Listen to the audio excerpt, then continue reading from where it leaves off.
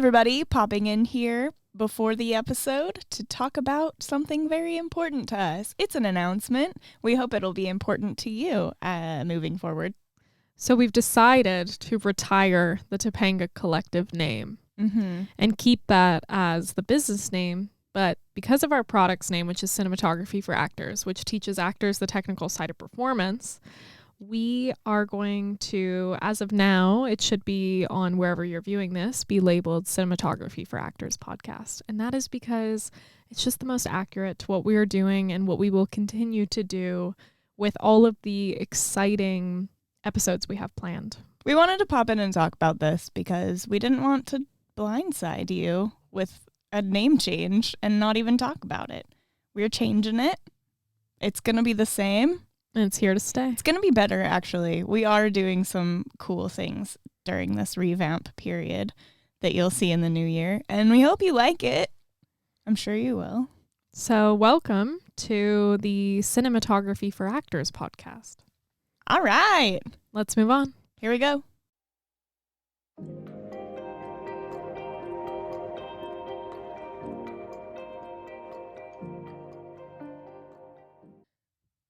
Cinematography for Actors is the first online course platform that teaches the technical requirements of film and television performance. This podcast is a complimentary resource that expands on discussions we have during course creation. It aims to further build our supportive community of filmmakers and actors. You can expect weekly episodes with interviews from all areas of the film industry and in-depth discussions covering the how-to, the specifics, and the general development of a cross-departmental community. And by joining us here, you're already part of our community.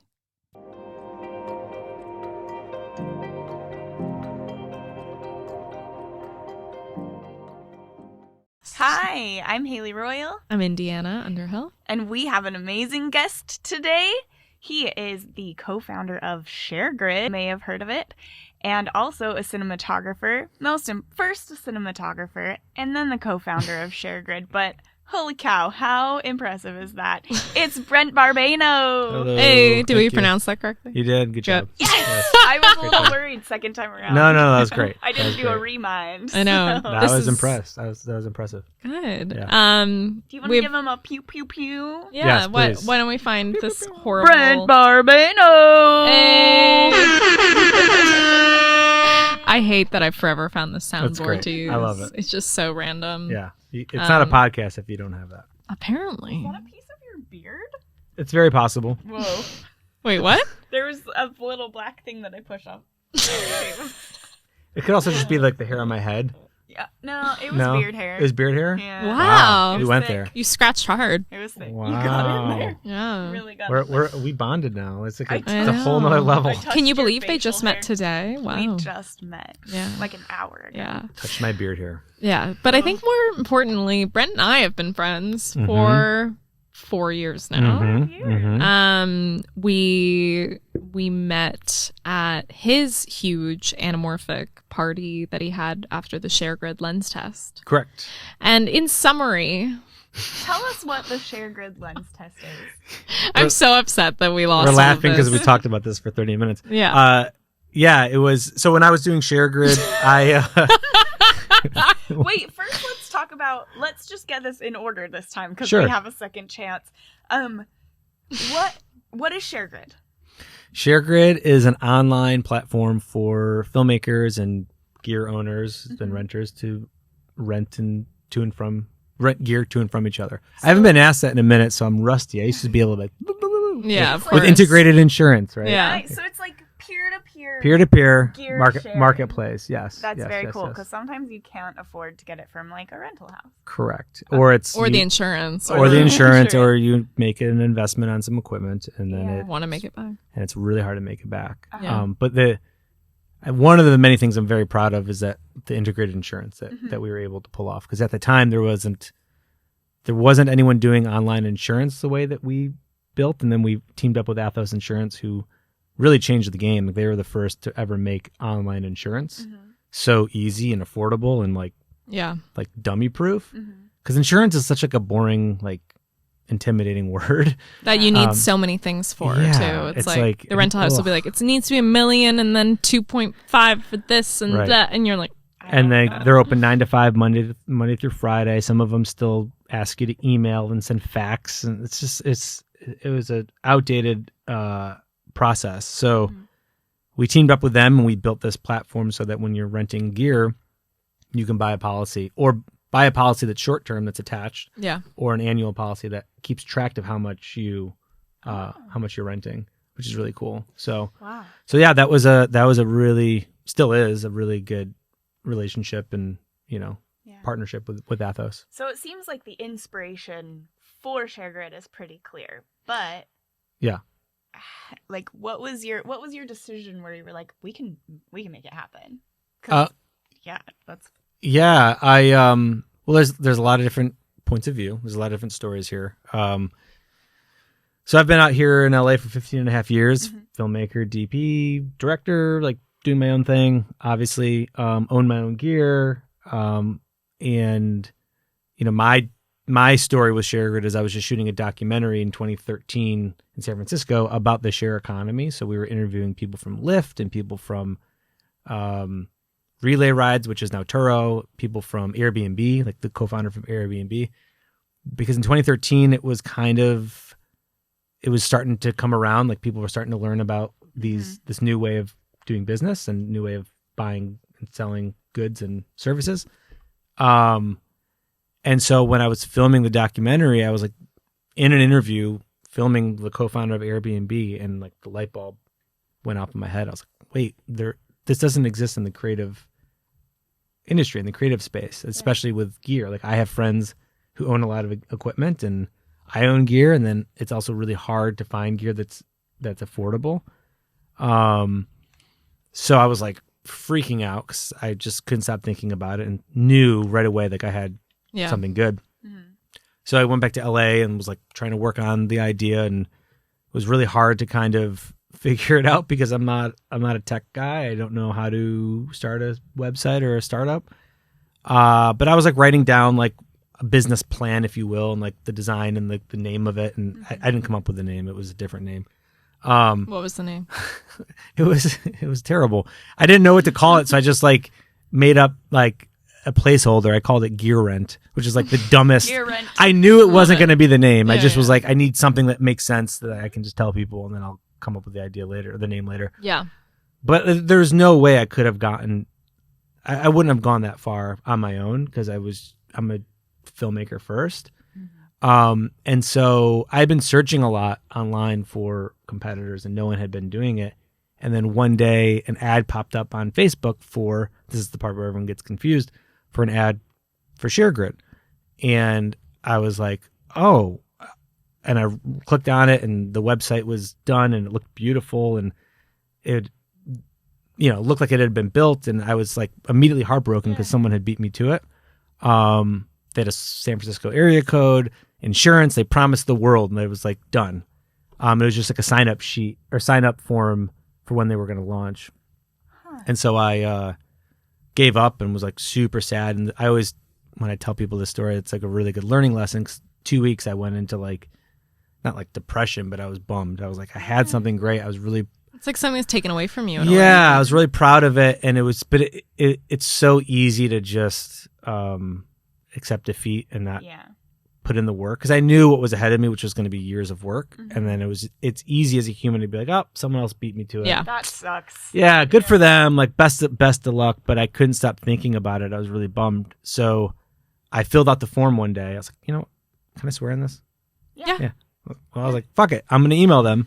So I emailed this ShareGrid email, which ended up being my two co-founders at the time. Wow. And just, I still have the email. I saved it, of course. And I just said like, look, I have the same idea. But you guys seem a little bit more focused on photo in San Francisco. It seemed a little bit more, like, I don't want to call it smaller market, but more You're like, let's think bigger. Yeah, like people that have DSLRs and people that are shooting like their kid's soccer game and like they have, lenses in their, like a DSLR lens in their closet that they can rent out, which is a really cool idea. Yeah. But I was like, I think we're missing the mark here. We can bring this to LA and go after the film industry as a whole. I have the same idea, but why don't we join forces and see if we can work together? Anyway, we did a Zoom. Back then, actually, it wasn't a Zoom; it was a Skype. Oh, wow. R.I.P. Yeah, I know. I don't even think Zoom was around yet. And then, we just started working together. And then, like, we made it formal a couple months later that it would be the three of us as co-founders. Oh, and what's funny is that and this is why they're brilliant people. My co-founders. Nothing was built. It was just a landing page. Cool. So they just were testing what their story was. They both worked together. One of them was a photographer, still is. One of them came from film, but they were in tech now, and they thought of the idea and then built the website to see if it was viable. So like, nice. Promise the world, promise insurance, low prices, all these things, location, etc., and then had a sign up sheet and bought Facebook ads, targeted Facebook ads. Yeah, because you got it. Because it found me, right? So how many people did they get? I don't remember. I want to say within like a couple weeks, it was like 3,000 signups. Nice, that's good. Which is good for our industry. Yeah, it's not a huge industry. For people to invest in the idea of when they haven't heard of it before. Yeah, it was something like that. So I mean, now it's like hundreds of thousands. But back then, 3,000 in a couple weeks by like, I don't know how much they spent, but a little bit on Facebook ads. I went to work. The coolest thing about meeting Brent was when I heard ShareGrid, I just remember when I was like getting into film, like really, I was like 17 or 18. You guys had like signups in places you weren't available yet. Yeah. Yeah. And I was in Toronto at the time. Yeah. And I remember like I saw ShareGrid somewhere online and then they were like, oh, we're not in Toronto yet, but like put your name down if you're interested and we'll email you.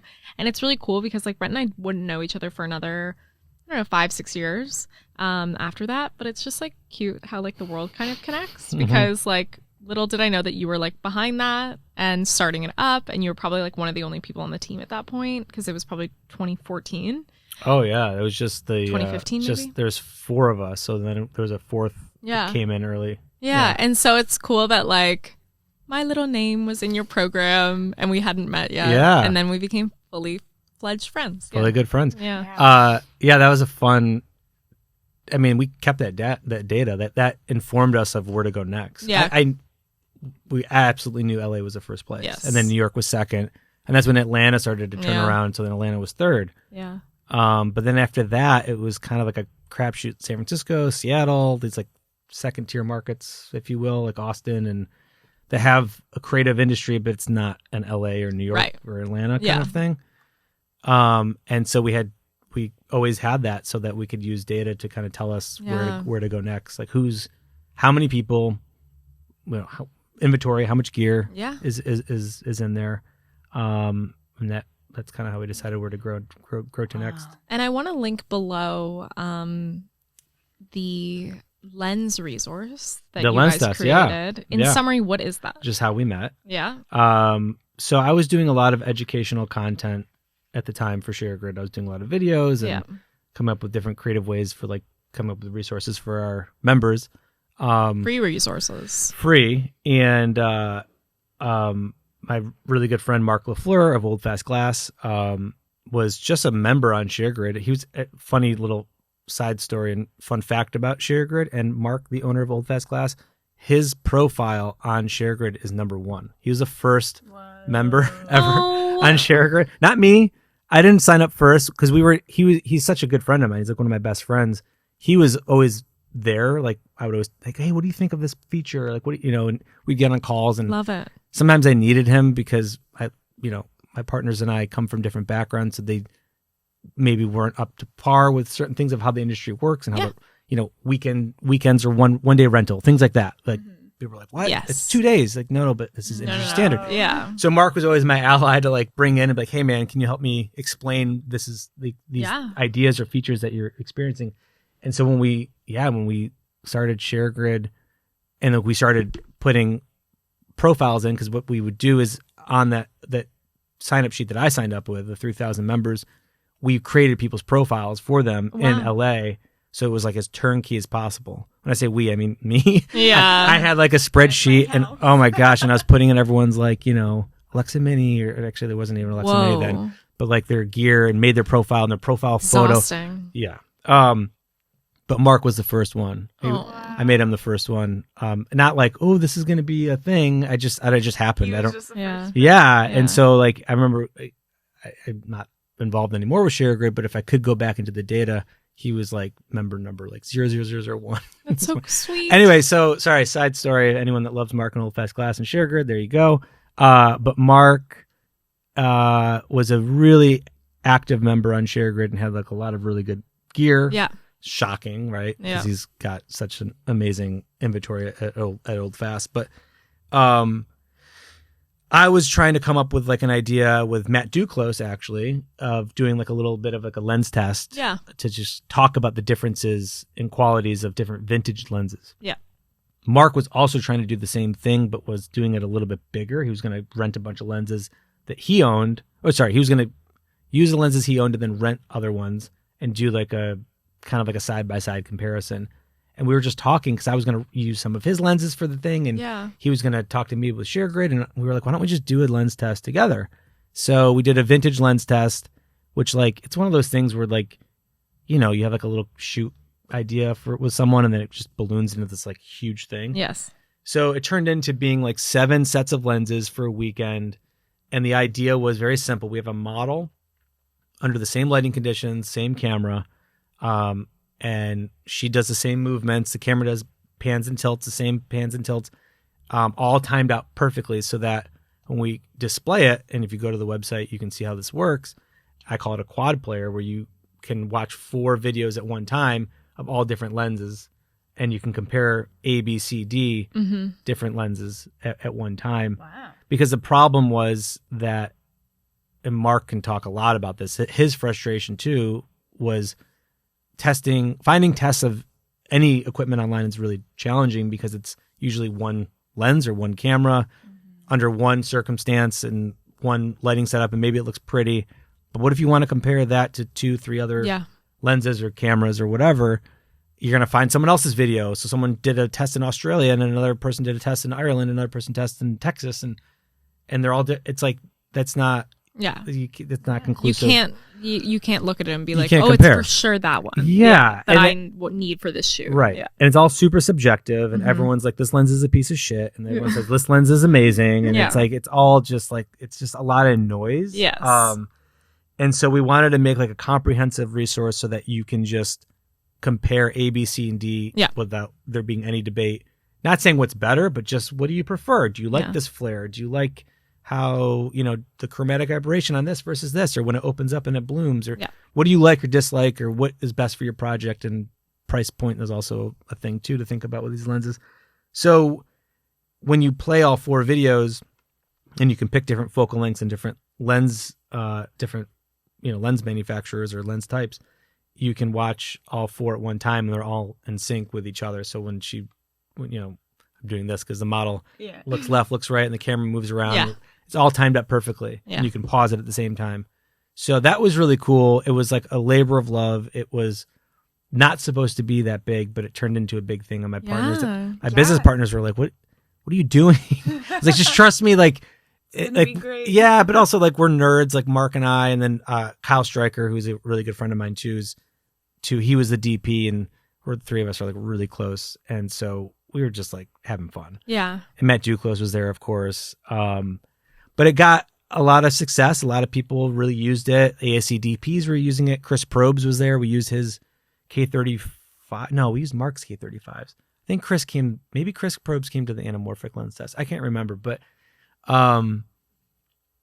anyway, we had like a lot of well-known people started using it. And so we immediately knew we have to do another iteration of this, which was the anamorphic lens test, which is where I met you. Yes. And it grew. We went from, I think the vintage lens test was 8 sets and then the anamorphic was 13. Yeah. So we were like sourcing. And it was a full shoot. Like I remember it was huge. Jay put us in touch and he was like, you should go check out the test that they're shooting. And I went to Burbank and I checked it out and I stayed for like a few minutes and Brent wasn't there at the front. And so there was like someone random there and I was like, is Brent here?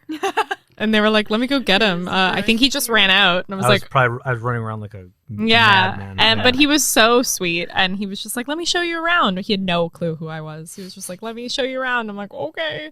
But it was like a full shoot. Like they had like the whole crew there, PAs, and I was like, I'm not going to interrupt this. And then I was like, I'm leaving. But then Jay and I came back for the party. Out. Yeah. You hung. They had like a little wrap party to announce it and like celebrate it. Yeah. Yeah. And it was, it was a major feat because the second time we learned, right? Every time. Like the first time was like barely thrown together. Yeah. We made it happen. But then the second time, like, all right, what can we do differently? Sponsors and stuff. Yeah. The third time we got, the full frame was where we got a lot of sponsors. But the second one we had some. I think Duclos was always a sponsor and then a few others. But we rented more cameras, right? And we had a whole station of just like, we call it like the chart station where they were just doing like the color chart. Yeah. And actually, no, the color chart was under the real test, but we were doing like, focus chart and focus chart. And then we did like the real test with the model, and the color chart would go into that because of that lighting, I think. Yeah. So we had a really like serious operation with like multiple camera operators, multiple teams of ACs. Amazing. Because you just knew that you had found your niche. Yeah. And it was fun because we were on like this deadline of like, we had to stay on schedule because you got to remember we're shooting multiple T-stops of multiple lenses. We're shooting wide open, I think sometimes T2, 4 or 2.8, 4. And so you multiply that times every lens and then every lens set. Yeah. Mm-hmm. And it's like, it's exhausting. It gets kind of boring. I mean, in terms of like those actions, but when you're there, it was like a kind of like a party, which almost was like not good. Cause I remember Mark would get distracted. Yeah. Cause like so many people were coming in. Yeah. And like at that point, Jay was coming by and hanging out. And we had all these, like some of the most brilliant people, I think, in optics were in that room. Yeah. And we had this, we called it the lens table, where when the lenses weren't being used, they were just there. Mm-hmm. And everyone was just going and looking. And I'm running around with an Alexa Mini on my shoulder, like getting B-roll. Yeah. We made a lot of like video. Interviews. Like, there's a lot of there's a lot of educational stuff on there with like interviews about, especially for the anamorphic. Like, what is anamorphic? Definitely. Right? Yeah. Like, why is it important to test lenses? All these things. Yeah. I'm excited to link it down below for everyone because it is like a free tool and resource that, like, whether or not you're interested in lenses, it is like a really big part of our industry and the creative problem we're trying to solve. And so we'll definitely have to share that with everyone. Yeah, please. Yeah. It's definitely a standard when you Google like a lens on YouTube, or like you like look it up on YouTube. It's the first thing that come up. Yes. So. That's the most incredible thing to me, is that it was so much work, and it is it's crazy that it didn't exist before, but it's a free resource. And it's such an incredible tool and really a service that you did to the industry. Yeah. Lost my train of thought. No, that's okay. So, but I think, thank you for saying that. But I think we've had people say like, and same with just ShareGrid in general. People are like, I thought of the same idea. Yeah. And like, I wanted to do something similar. And it's like, well, yeah, go ahead. You should have. Yeah. No, it's not even, but it's like, it's so much work. So like the reason why, like what you were saying, like the reason why the lens test hadn't existed before is like, try getting like 13 or 20 exotic, if you will, like lenses from all different and people to dedicate their time. Like LA's the only city that you can do that in, by the way, because like it's just Burbank alone. Pretty much all those lenses are there. Yes, with rental houses and owner operators, but sourcing it all and using your relationships and it was a feat. And then, the full frame lens test, we had Rachel Morrison that used it and gave us some, I think we used a quote from her on the website. Yeah. And Chris Probes uses it. He was there. He lent us his K35s for one of the lens tests. I mean, Chris was there every minute. Makes sense. He authored the Lens Bible with Jay. Yeah. So it was so cool to see like these people who are, I think, way busier than me. Like they should be. They're just like highly sought after professionals and like geniuses in this field. Like Jay and Chris are like some of the two smartest people in optics, I think, in the world. And they're just sitting there like looking at the monitor. And you're like, oh God, what am I doing? Is there something wrong? Yeah. But it was funny because like we weren't shooting anything like, I don't know, we weren't like in Grand Canyon shooting like a sunset, like the most beautiful thing ever. But it was funny, like when the lens we'd put the lens on and like we'd lens flare it and everyone would whoa, like everyone's freaking out and like oh my God. looking at the monitor. I mean, it's So like funny. the biggest nerd fest. Yeah. I loved it. It was Yeah. great. But yeah, we had a lot of ASC DPs. Actually, ASC like faculty came in. Great. Bill Bennett came in, Yeah. I think, for the full frame lens test to check it out, and president at the time was there. So it was really nice to get that like stamp of approval from like you know definitely ASC. I mean, that's pretty awesome. But Greg Fraser uses our lens test. Oh, Or great. did. Oh my gosh. So when we were doing the anamorphic lens test, we had just wrapped. We were in post, which by the way, post is like gnarly. Nick, our post soup, is like, I don't know how he did it, but he did all three, and he was amazing at how he did it. Jay texted me and he was like, "Hey, I got Greg Fraser who like really wants to see your anamorphic lens test footage for a movie he's doing. Okay. Is there any way that you can like hook it up?" And I was like, "Oh yeah, of course, Greg Fraser, yeah." So I told Nick, I was like, "Hey, can we come to your post house to just like bring in Greg Fraser?" And sure. So Jay, Greg, me, and Nick, and Kyle too. Kyle Stryker, our DP, were all there, and we just literally like, handed him the drive, like theoretically, like we hooked up the drive, but we're like, here, like have full reign at it, dark room, 4K monitor, and he went through like for 4 or 5 hours just every single video, which there was like, I forgot count, I lost count of how many, but hundreds of videos, A lot of like vintage to, they were all anamorphic, but vintage to modern to cheap to expensive, you know, just everything. And it was really fun to watch his process. And it was actually very validating to know that what we did works. Yeah. Because we test flare, we test chromatic aberration, we test close focus, we test distortion, we test everything, right? Yeah. Color, and every single part of our test he was using, and he was talking about it. And it was really fun to see, like, he kept coming back to, I think it was the Tadeos. He loved the Tadeos. Okay. And we didn't know what movie it was for, but it turned out after like 2 years later, it was for the movie Vice. Okay. Which Jay Holben wrote an article in ASC magazine about Vice and gave us a shout out. Full circle. Because he used our lens test to decide what lenses he wanted to use, which was just a great testament to like what we're doing. Like it works for people who are at top of their game, like Greg, who's arguably one of the best DPs ever. He's such a nice guy, by the way. He was super cool. And then you have film students that use it, that are trying to learn and understand what lenses they may want for their project. What I love about our industry, and like I'm always talking to Haley about this, is, and really like maybe our side more than any other side, but like the support, like whether it's vendor support or like other DPs to DPs or crew to DP, like whatever it is, we have so much amazing support that actually turns like really personal, and like we're all friends. And so for, like Jay to connect us, and then Jay to like, give you guys the shout out, but like also connect you to Greg to like make that happen. And like, it's just a testament to like how fantastic and connected our side of the universe is, our industry.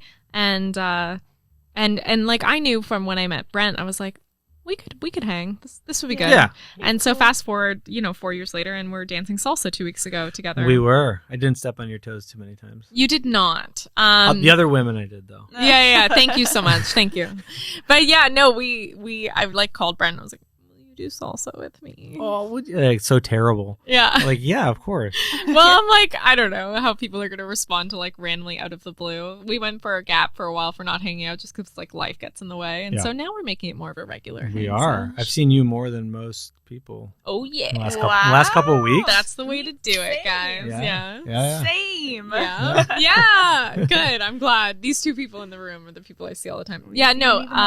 Salsa was fun. It was. I enjoyed watching you have to interact with multiple people that you weren't prepared to interact with. I keep saying it was like speed dating. I thought it was just going to be you and I, and then hanging out. Yeah. And then they were like, okay, rotate.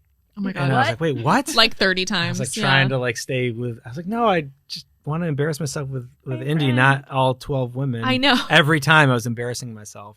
I think I apologized more than I wanted to. Yeah. I'm so sorry. Yeah. Because it's like a stranger Yeah. that you're. And Salsa's like intimate. It is intimate. Like we're holding hands, Yeah. and like some of their hands were cold and clammy. Some of them were like hot, and it's just weird, you know. It's like I don't know who they are. Yeah. Well, like some people have had no training, right? Like Oh, they yeah. show up and you get like a Me. 10-minute Yeah. introduction of like bachata, and then they're like, go. Yeah. Yeah. And you would know, like some of them when they were good, you were like, oh fuck, because like they were just. Then they were telling me what to do. Yeah. But then some of them were so bad, and then you can't correct it, and so then you look bad. Just and, like a part of it. Yeah. Yeah. Shared experience. yeah. Yeah. But Brent, I want to dive in a little because so important, ShareGrid, blah, blah, blah. But Yeah. you're also DP. Yeah. And First and foremost. you are the first DP we've had on this podcast. Yeah, that's right. Yeah, because all of our guests have been directors or producers. Pressure's on. Writers. Directors. Congratulations. Thank Number you. 1. Yeah. I know. And what better person to have? There's plenty, but thank you. Yeah. But so commercial, I'm not in commercial. I'd love to be in commercial, but I'm not. I'm mostly narrative. And so we at Cinematography for Actors obviously talk about, the technical performance, and we really gear our information and knowledge to actors or newer filmmakers who aren't familiar with our industry. But commercial versus narrative. Mm-hmm.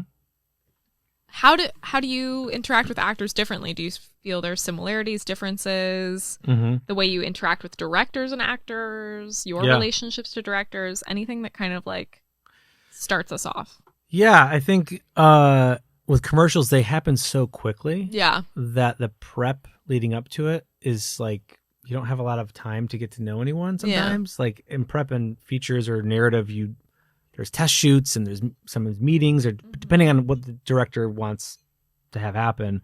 I've had it where like we're meeting to just do like literally like lens test shoots with the actors or wardrobe, or we're just seeing like I did like a casting. I like helped film for like casting for the movie, right? So you're meeting like them and like they're most vulnerable, the actors. But then like a commercial I did just 2 days ago, like I got the job last week and like met them on set like that day, and that was it. It was like in and out, a couple of days of prep. Yeah. So I didn't really get to know them or build any rapport. So like, yeah, commercials are a little bit more fast and furious than narrative in that sense. What kind of interactions are you having with actors on set when it's commercial world? Commercial world? Depends. It depends on the style. Like the one I did Wednesday was a green screen, so it was a very technical shoot. So it was more just like, can you move baby step to your left? Okay. Yeah. Oh, come back a little bit. Split the difference. Yeah. Those things. Hit your mark. Eye line, like making sure the eye line is clean, because we had a teleprompter at one point. But I think narrative, there's so much more like emotional discussions. Yeah. That's the director, but then like situationally, like where you're shooting, like trying to find the light, or happy accidents that I love. Like if you're filming and like when they moved a certain way and they the light hit them, it's like, do that again. Like when you move this way, do you see the light? Oh yeah, I see the light. Yeah, try to hit that, you know? Or the opposite. Like actually when you move this way, you're in their light. Can you not do that? Those things happen more often than I think. I think that happens with the commercial though too. I think commercial, if it's like a lifestyle type of shoot, it's a lot of that. Yeah. It's a lot of like finding it as you go. Okay. If that makes sense. Yeah. Do you feel like have you noticed that narrative to commercial is a different type of actor, different type of acting style? Can you see that kind of thing from where you're at? Probably, okay. But I haven't noticed. Well, yeah, I think it depends on like the casting. Like sometimes like if they're not delivering a lot of lines and they just need to look a certain way or look, and it's also budget dependent too. Yeah. I think that plays a part, but I'm so not involved in the casting process that I guess I never really took notice of that. Do they teach you like in your acting classes? Like, do they teach you a difference in commercial versus? Yeah, I mean they're completely different courses, really. Right. There's you take a acting for commercial class, or you take an acting for. They don't call it acting for narrative, but you're doing like long scenes with someone and really drawing it out. But I mean, it's all kind of just like preparing you for the audition. And then, as we've discussed, and the whole reason we exist is then it's like, good luck. Like, Yeah. you got the job. I hope technically you don't piss anybody off while you're on set that day. Yeah. Do you feel like there are like notes that you, when you're able to communicate with actors, are there things that actors do that you're like, why would you do that though in front of a camera? Do you have to like give a note consistently? Yeah. I think sometimes it's like, don't look into the lens, or like don't, like, it's like little stupid things, like don't try to hit your mark, walk slower, hit your mark. Yeah. But that, we're human. That doesn't happen. Yeah. We miss our focus. We Because do you operate a lot of the time? Sometimes. Yeah. What do you prefer? Depends on the project. Okay. This is a note. It depends. We always say this. We're like, Depends. everyone's always going to answer it depends, because it really does. Like when you were probably like getting into film and you go to panels or conferences and someone would answer it depends, you're always frustrated because you're like, just tell us what it is. But it's true. It's true. If it's multicam, like I do a lot of multicam, like doc stuff too, like stage stuff, like that. I hate operating because you have to focus on all of it. I have 11 or 20 cameras, right? I mean, this is a whole different world now. And like I need to like own that and like manage all of that, right? Yeah.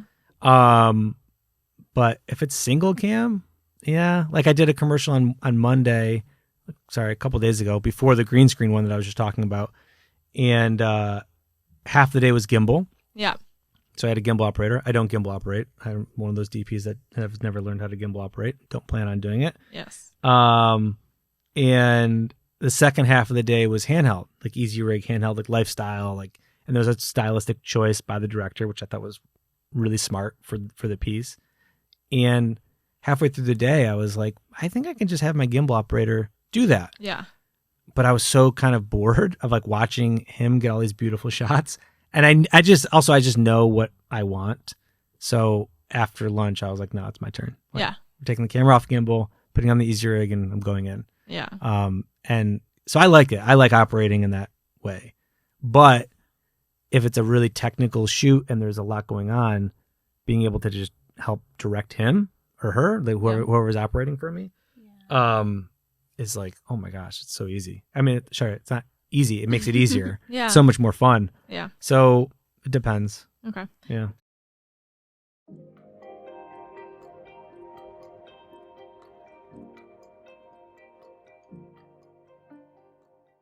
Hey everybody, it's Haley, just popping in here to chat a little about Cinematography for Actors. It's an online course platform that Inde and I created to teach the technical side of performance. Our goal is to help you, as an actor or newer filmmaker, feel confident when you walk onto set. We release new classes monthly, and you'll also find tons of free downloadable content. We recommend our subscription, where you'll have unlimited access to all of our existing courses, bonus materials, and those new monthly releases. Our listeners can use code TTCPodcast for 20% off a monthly membership of the entire collection. That's TTC Podcast for 20% off your card at checkout. Okay, now back to the episode.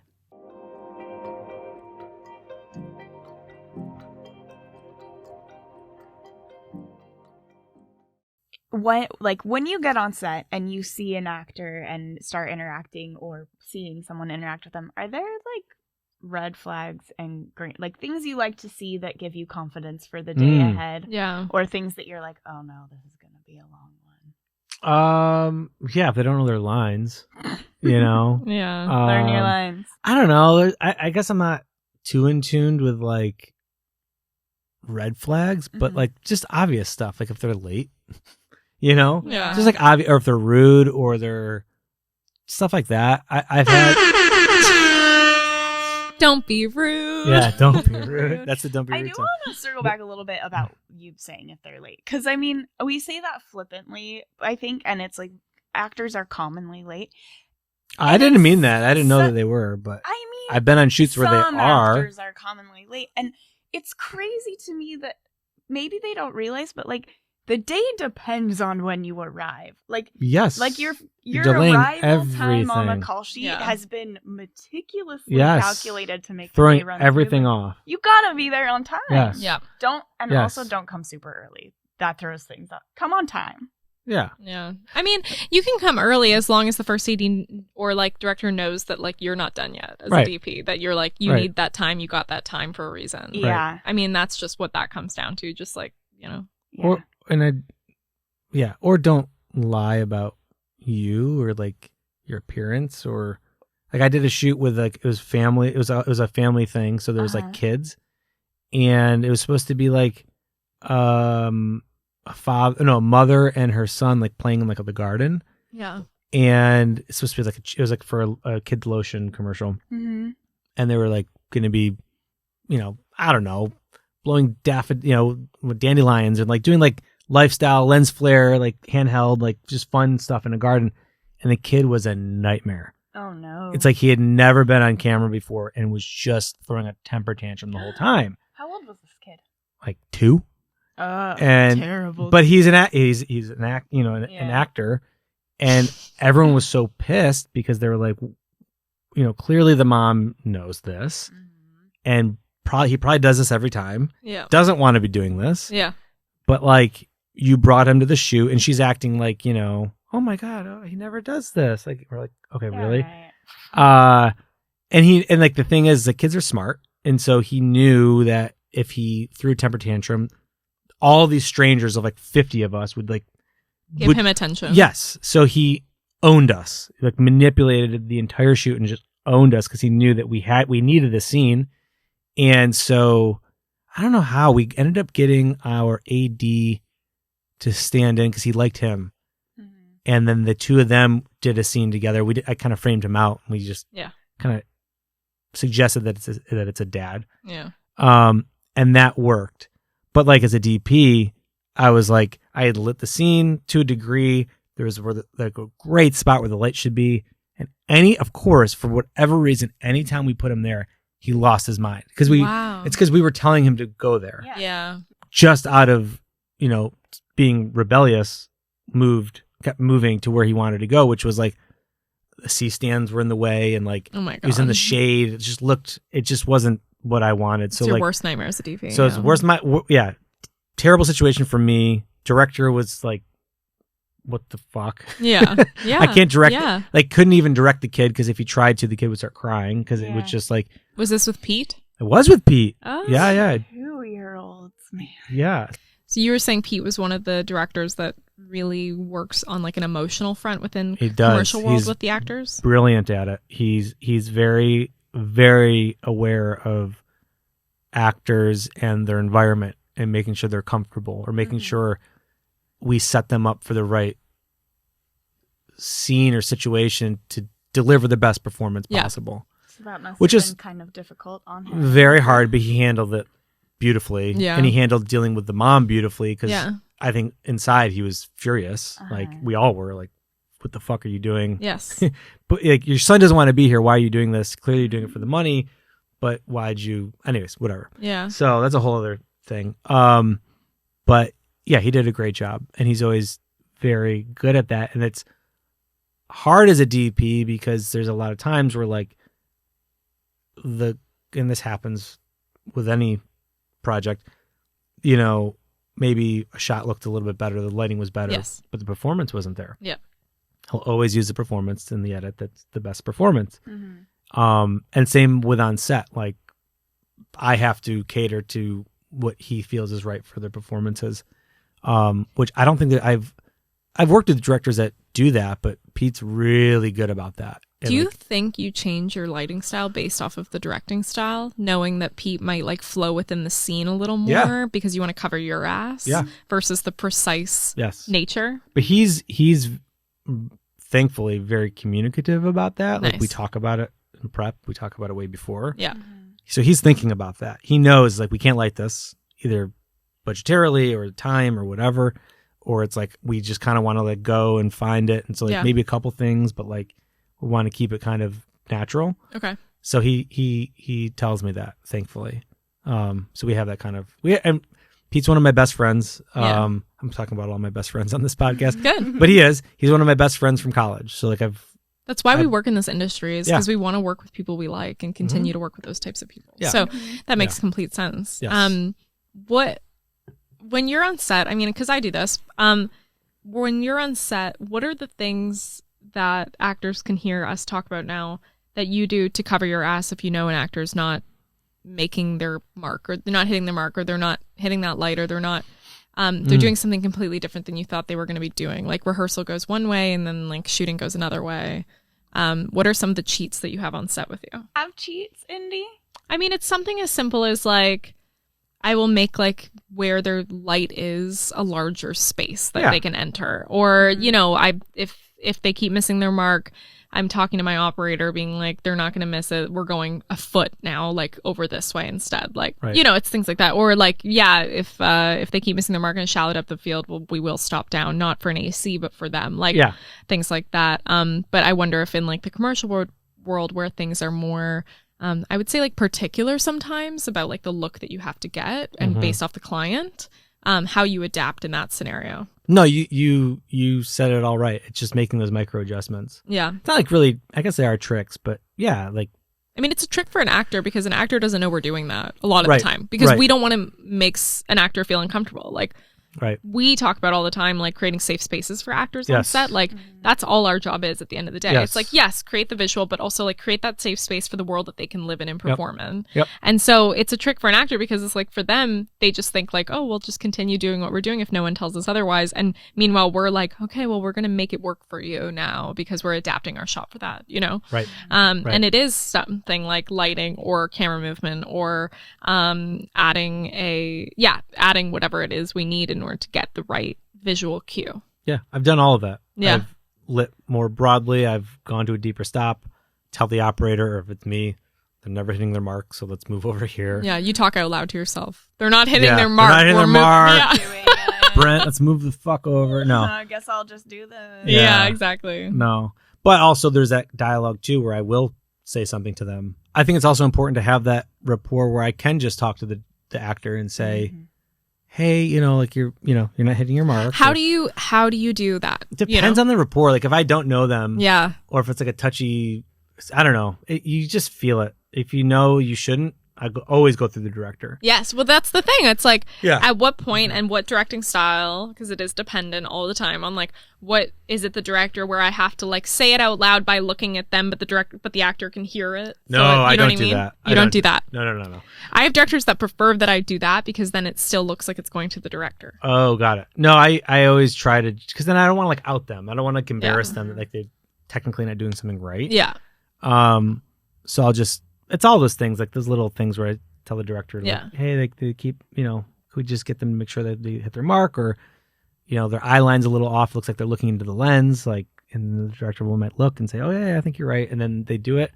But also there's times where like I'm just really impatient and the director's off doing a million things and we're just shooting the shit, just hanging out on set, and I'll just say, oh yeah, next time, blah blah blah blah, like make sure, let's try to do this. Or on the opposite side of the spectrum, it's a good thing, like, hey, last time when you moved, you found this light and it looked really beautiful, try to do that again. I think actors get really excited when you tell them that too, because for DPs, like we're always commenting on like the mistakes in a way, like even if it's just small, like, can you move here? So when they see us get really excited by like, oh, you had really amazing highlight there, like you had like incredible, just do that again, like your skin looks amazing in this shot, like on the feature. So Brent is from Syracuse and I was doing a feature up in Ithaca, which we were talking about upstate New York together, you know. And one of the actresses has like this most incredible skin on earth, and any light I put her in was like, that wrap was just like amazing. And every time like there was a challenging scene where we were doing multiple takes, I was just like, you know, and she would be like, is everything good? And the director had given me permission to be like, yeah, chill. I'd be like, skin looks amazing. Yeah. Oh, I compliment all the time. Yeah. Because it's like, they don't know what it looks like. And for us, it's so intuitive of like, that looks great. They stepped into that light, you know. And for actors, that's the reason a lot of the time we're teaching this stuff now, is because it's like, actors aren't aware of like a hard, soft source, what that feels like, what that looks like, what they can expect, where is their nose shadow, where are their eyes, like things like that. And so when we can give them the heads up of like, skin looks great, highlight looks great, I saw that emotion, a slight change just by the highlight, like it's really fun. I do that with heads of the department too, like makeup and hair. Oh yeah, all the Like, time. wow, Yeah. look what I you mean, did. it's true though. They saved my ass so many Makeup, So yeah. many. So the more I can involve them also in my lighting like, they is look fun. amazing, and they go, no, you know, they return the compliment, but it's the truth Yeah. is we all did it together. Yeah. But they make it look so good. I also love. I've had only on the most professional of film shoots, especially in narrative, where the actors come up and introduce themselves. They go to every camera operator and every AC. Amazing. And they introduce their name. Wow. It's like, Good to know. It's like, I know who you are, but okay, cool. Yeah. And they just they know your name. And then from there on out, they'll be like, Brent, did I cross? Did I get in your frame right there? Or no? You know, like, no? Okay, good. Yeah, what are the questions they're asking? Because these are the most seasoned actors. They are. Just like things if they notice, like, was that okay? Was that too fast? Should I go slower? You know, how was my eye line there? You know, oh, can you give me a little room? Like I've done it where like we're doing cross coverage and I've got an actor's head like right here.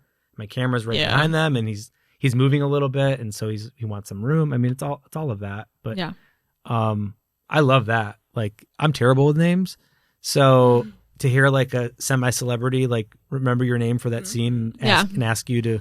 Well, it's like you'll have my back, I'll have your back kind of thing when people are introducing each other like that. Then it reminds me, and I'm sure we all I don't get starstruck. None of us do it anymore. I haven't in a long time. Yeah. But Unless still, it's like Jackson Brown or Nick Cave or Lady Gaga. Oh, wow. That's it. Okay, fair enough. That's all. I have mine too. Musicians. Apparently. I get starstruck from like D-list celebrities or like C-list from like my 90s childhood. But for sure. That's a different story. Yeah. But yeah, like I quickly remember we're all just colleagues right now. We're all just working. They're making a lot more money than me. Yes. Yeah. And they're very famous. Yeah. But they're asking me questions to make their job better and asking me how they can make my job better and vice versa. And have you found that you have to do fewer of those cheats and workarounds with more experienced actors? Yeah, for They're sure. like more technical. Oh yeah. Yeah. Because I mean that is ideal. Like those cheats and workarounds are very much appreciated, and the ideal that you want to make actors comfortable and feel safe is, yeah, that's great. But now that we're kind of like, feels like we're blasting open the knowledge that like actors don't learn these technical things, which they is wild. gain it through experience. Right. Ideally, actors get to a point where they don't need those anymore, and they're not causing you to have to do that for that. That's a lot of emotional labor and just like extra work that you're having to do. But I mean, it's like even beyond that, I think what's fun is like, and we keep coming back to this, like between you and me is like we're building a community inherently then, because it's like makeup working with like the DP. It's like it's everyone being on the same page and being understanding and having the context of why we're creating a visual style and story. Yeah. And to have actors eventually hopefully breaking down and like building up that knowledge base and breaking like down like that barrier is a really cool place we could be, because they will feel more involved in the process, to like not to a dangerous extent where they're like giving way too many suggestions for lighting, but like to an extent where they understand why that light is there and what it can accomplish for that line when they move over, you know? I think realizing as an actor that, as a newer actor, that yes, you are inexperienced and yes, this technical knowledge is not in your innate anymore.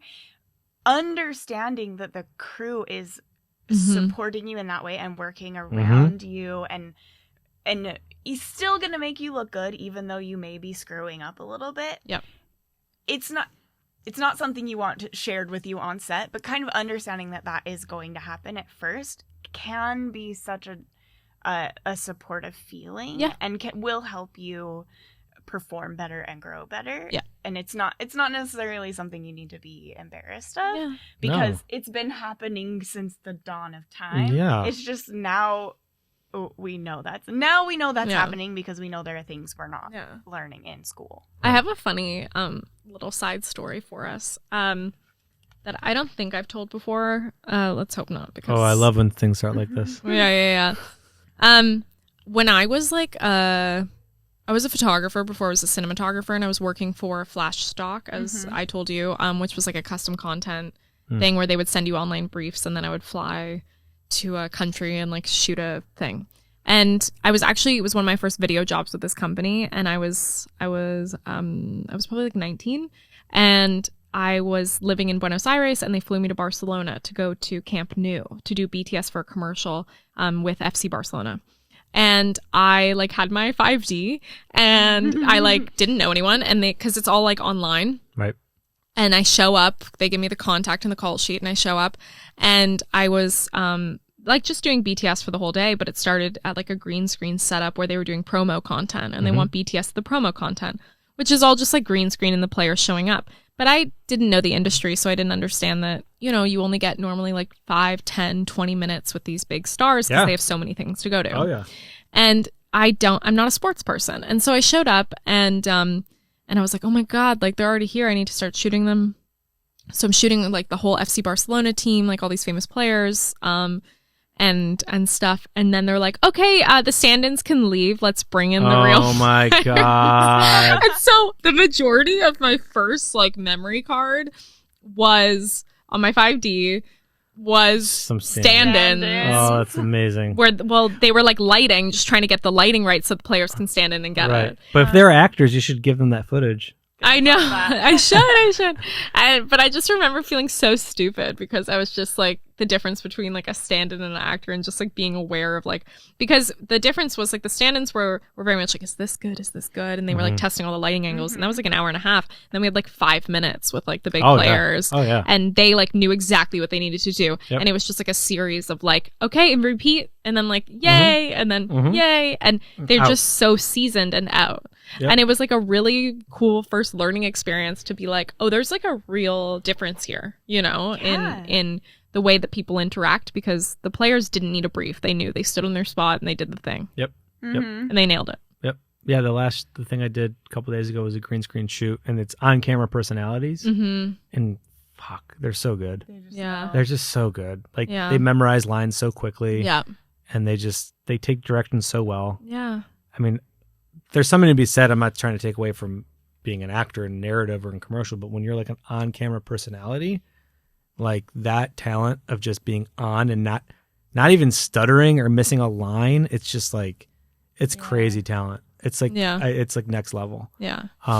Yeah. And we only had, I think, 45 minutes or an hour with each of them, and they were just like in and out. But we were pre-lighting for 5 hours with stand-ins. Yeah. Yeah. It's wild. Yeah. The thing I also wanted to talk about, which Haley and I are always talking about, is networking. For actors, it's a scary word. It's scary. It's a terrible word. It's awful. You're horrible. You're not on my side. You're not on my side. No, You're the no, first no. DP and you're not on my side. What do you mean? It's relationships. Kidding. It's just like, it's such a cold. This is where I stand. Yeah. The word should be changed. Indies It's a perfect word for what it means. Like, I get it, what it means, but it's such an informal, or such a formal word. It's cold. And I disagree wholeheartedly, because I just think like networking is what we know it to be, and I don't know it as cold and blah blah blah, because we have such a good support in our side of the world. Right. You know what I mean? In our side of the industry. Versus for actors, it's a scary word, I think, because like you guys never have anything to network at. Like you never, like you're never supported. Also, we're lacking the support, like you've said many times. Like you go to an actor networking event, and it's like you have to pay for that drink, and everyone's just kind of standing around terrified because a casting director might walk in. But all the eyes are darting. There's no like genuine real relationship. Like, please notice me. And you can't build. I feel like when you lack support, it's hard to give support. Yeah. So even when you try at one of those events to be a supportive and welcoming person, it just, like you can't if you don't have it, you know? Right. What's your experience been with like 15 events? and a half years? Yeah. So networking for you, what does that look like, that trajectory? You know, I recently realized I'm not as good at it as I thought. Why? Like, what was the moment of realization? Not like you put me in an event, I'm good at it. Yeah. Obviously, like I'm pretty like normal dude that can carry a conversation, can talk to strangers. That's all good. You just go up and you're like, I'm the co-founder of ShareGrid. No, not. I actually prefer to not do that. I know. No, I'm so. I don't know why I get like embarrassed about it, but no, I just realized like I'm not taking. I don't know. And this becomes a whole other thing. Like we there's a lot of FOMO in our industry when you're not working and everyone's busy and you're like, am I doing enough? What am I doing? And you're sizing yourself up. That's a whole other Because we're freelance too, so it's like, is it enough? Is it not enough? Should I break? Should I not? It's a whole mind fuck. But no, I guess I just realized over 15 years I haven't done a lot of outreach compared to other people. Okay. How do you define it? Finding a director that you like and then hitting them up and getting coffee. I just kind of like naturally let my network grow within and like through referrals and did it that way. But like the cold emailing or phone calling or meeting people, meeting strangers on your own and then growing those relationships. Mm-hmm. I guess that's what I mean. Like I wasn't very good at because I didn't think to do that. I always just kind of like grew within and it worked for me. I mean, I've done all right, but it was just like this year I was like, I need to just like start hitting random people up and just like, I know, I know. This is where it's a sign. I know. Yeah, you're right. But also there's something to be said for finding success in letting your network just grow organically. Totally. Yeah. Like maybe things happen when they're supposed to. And now that you feel like you're ready to do that, that's when that will start serving you because you have some sort of, I don't know, whatever it may be, gravitas or something behind you that you can use to parlay a cold email. Right. No, I think it's just, I had a really slow couple of months recently and I was like, I just need to start hitting other people up. Like this is getting ridiculous. I'm talking to the same, group of people that I've been, and their network I'm talking to my same network. There's that word for, that I've had for years. I need to start growing more. So I've been taking Haley to more of like our events. Mm-hmm. Yeah. She took me to one of hers. I took her to a few of ours. To 10 of yours. But last night, you're good at that though. Yeah, it's my one strength. No, it's like the one I'm confident to be like, yeah, it's a strength. But I took her yesterday to a little fun drinks thing. Yeah, and oh my God, good, it was fun. Right? Everyone's so nice. Yeah, and everyone's like nice related to film. But Brent, what are some stuff you like to like? If you were to have your list of the things that have held you strong in this industry, whether it be at networking events, like the rules that you live by, what are they? Oh man. Relationships number one, right? Like who you know and who you like to work with. I think that's like the most important thing. Mm-hmm. And we all cherish that. And like you said, I love working with my friends. Like at the end of the day, when I'm going to set, it's the best feeling. Like you're in the trenches, but then you look around and there's all your friends. Yeah. Granted, I met some of them on set, but that's how you build those relationships is you just, you just go through shit together. Yeah. And then, so having those relationships is, I think, paramount, for getting through this wacky industry. I'll say, like, here's my advice for people that are starting in the industry, that I say all the time is, it sounds so easy, but like you just need to start shooting and creating stuff. Yeah. Whether it's writing or getting with your friends and shooting like the stupidest spec commercial you can think of, whatever. You got to just do it. When I first moved out here, I was of the generation, I moved out in 2007. Writer strike happened, I think 2008. The market tanked. It was a gnarly time. And we didn't even have DSLRs. Like we didn't have, I think the best cinema camera that I could get my hands on that was like mildly affordable was like the EX3, like the Sony EX1, EX3, right? So, it was mind blowing at the time because it was 24p and HD, and that was like all we needed. But there's like the depth of field was like everything was in focus. Yeah. It was just whatever, but didn't matter. Like my Pete, who I talked about, and a group of other friends from Syracuse University, that's where I went as well. We got together and formed a little like production company, which I think everyone does when they come out here. And we just started shooting stuff. And if it was an outlet for all of us because we were all assistants or PAs, I was a PA, and we just wanted to shoot our own stuff. Yeah. So was some of it bad? Yeah, a lot of it was terrible. And I wouldn't want to show it to you now. But it was an outlet and it was practice and it helped me build my demo reel that got me more work. And you still shoot specs.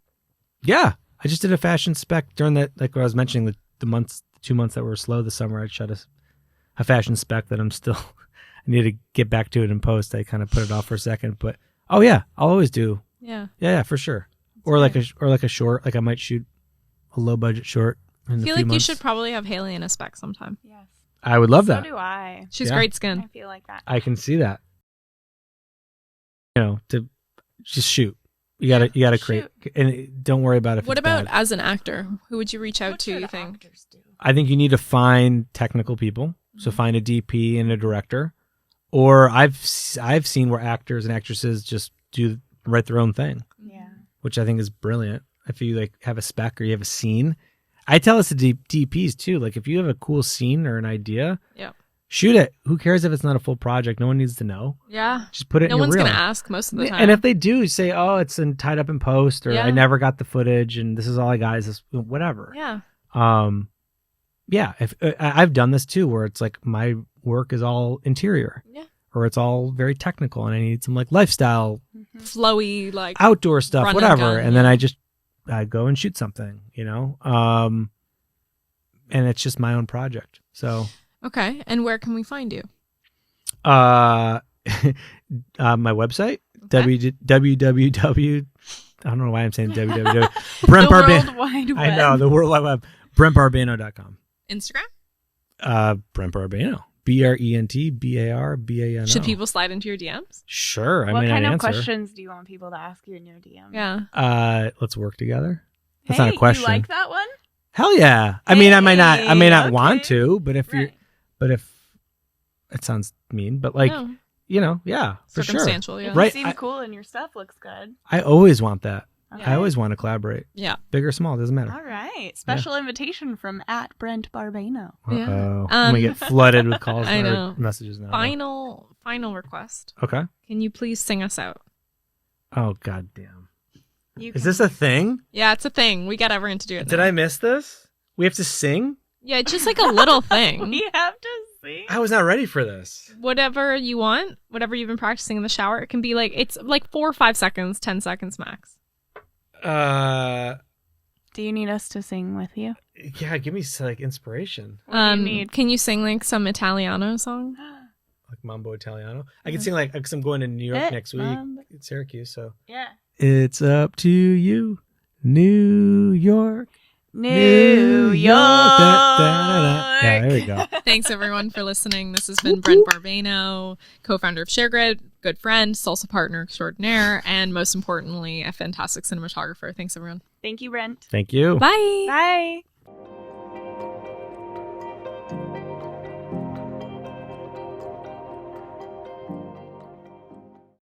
Thank you for joining us on another episode of Cinematography for Actors, the podcast. Cinematography for Actors is the first online course platform that teaches the technical requirements of film and television performance. Each month we release a new course. In addition to this podcast, we also host in-person events and workshops. If you'd like to hear more about what we do, as well as the community that we are building, you can subscribe to our newsletter that's found on the website, as well as within our show notes below. We'll see you next week on another episode of the Cinematography for Actors podcast. Thanks. And goodbye.